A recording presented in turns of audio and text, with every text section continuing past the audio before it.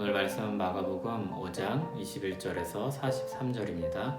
키워드는 12살 된 야이로의 딸, 12의 혈루증 앓던 여인, 절망에서 건지심입니다.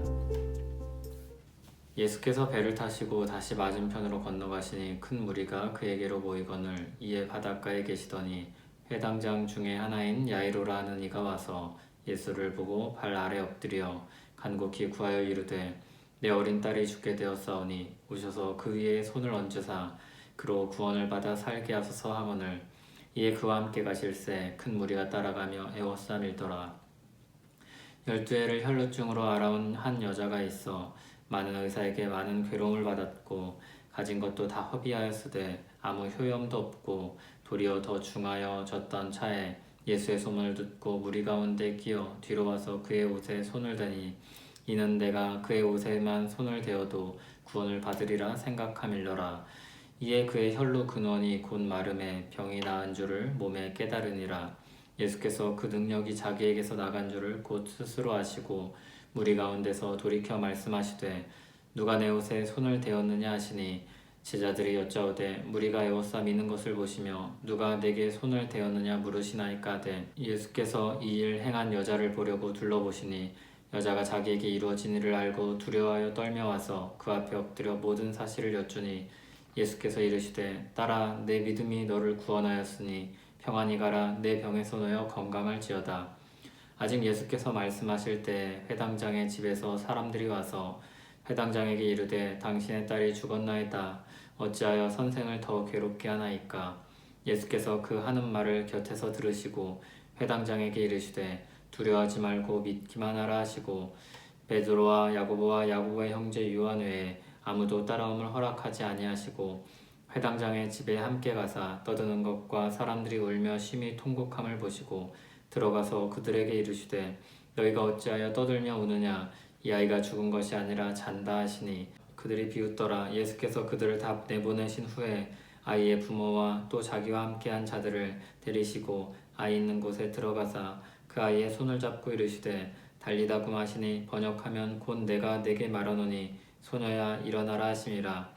소녀가 곧 일어나서 걸으니 나이가 12살이라. 사람들이 곧 크게 놀라고 놀라거늘 예수께서 이 일을 아무에게도 알지 못하게 하라고 그들을 많이 경계하시고 이에 소녀에게 먹을 것을 주라 하시니라. 아멘. 예수님이 다시 갈릴리로 돌아오셨습니다. 큰 무리가 예수님께 모여들었습니다. 누가복음에는 무리가 예수님을 기다렸으며 예수님이 오시자 환영했다 기록합니다. 그때 회당장 야이로라는 사람이 와서 간곡히 구하기를 자기 어린 딸을 살려달라 합니다. 예수님은 그와 함께 딸을 살리러 가십니다. 그때 큰 무리가 따라가는데 예수님을 에워싸고 서로 밀치며 쫓아갑니다. 그런데 가는 길에 12해 혈루증 앓던 여인이 등장합니다. 12해 동안 하혈을 하며 고통받던 여인입니다. 얼마나 삶이 피폐해졌을지 가늠할 수 없습니다. 의사를 찾아갔으나 낫지 않았고 가지고 있던 모든 것을 다 소비했습니다. 오히려 더욱 상태는 안 좋아졌습니다. 그런데 예수님의 소문을 들었습니다. 큰 무리를 헤집고 가서 예수님의 옷자락을 만집니다. 그는 예수님의 옷만 만져도 병이 나을 것이라는 기대가 있었습니다. 예수님의 옷을 만진 여인은 정말로 자신의 몸이 나았음을 느꼈습니다. 한편 예수님은 누가 자신을 만졌는지 아셨습니다. 예수님은 이 상황을 공개적으로 드러내십니다. 그리고 공식적으로 그가 나았음을 선언하십니다. 딸아 내 믿음이 너를 구원하였으니 평안히 가라 내 병에서 놓여 건강할지어다. 예수님은 야이로의 딸을 구하러 가던 중이었습니다. 예수님이 혈루증 앓던 여인을 구하는 사이 야이로의 딸이 죽었다는 소식이 들려옵니다. 예수님은 두려워하지 말고 믿기만 하라고 말씀합니다. 그리고 딸에게로 가서 그가 죽은 것이 아니라 잔다고 하시며 그 아이의 손을 잡고 일어나라 하시자 소녀가 곧 일어나서 걷게 됩니다. 12해 앓던 여인은 할 수 있는 일은 다 했었습니다. 12해 동안 앓았고 12해를 낫고자 했습니다. 율법으로는 부정한 사람으로 여겨져 얼마나 많은 고통을 받았는지 모릅니다. 물건 하나 제대로 만질 수도 없었습니다. 여인은 몸과 마음이 완전히 절망에 빠졌습니다.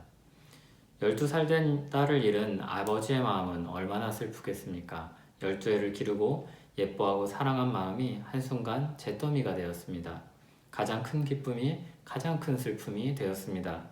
회당장 야이로는 가장 마주하고 싶지 않은 현실, 그에게 제일 두려운 현실 앞에 서게 됩니다. 깊은 절망에 빠질 수밖에 없었습니다. 예수님은 완전한 절망에 빠진 그들을 구원하십니다. 그들이 절망에서 건짐을 받기 위해 요구되는 것은 오직 한 가지입니다. 예수 그리스도를 향한 믿음입니다. 하나님의 아들 예수 그리스도를 믿는 믿음입니다. 예수님은 믿는 그들을 건져주십니다. 깊은 절망, 완전히 소망을 잃어버린 사람들의 마음을 그리고 그들의 현실을 소생시키십니다. 생명의 주인이신 하나님만 하실 수 있는 일을 하십니다. 우리는 하나님의 아들 예수 그리스도로 인하여 죄에서 구원을 얻습니다. 12의 혈루증 앓던 여인과 12살 된 한 딸의 모습은 죄가 가져오는 비참함과 절망을 보여줍니다.